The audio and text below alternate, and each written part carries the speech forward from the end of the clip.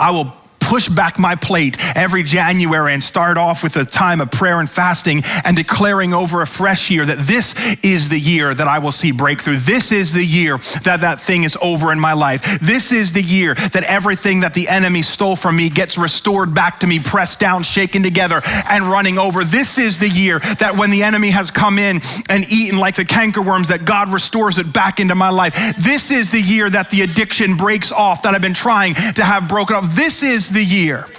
And you approach this year with a fresh set of vision, a fresh set of faith, looking forward.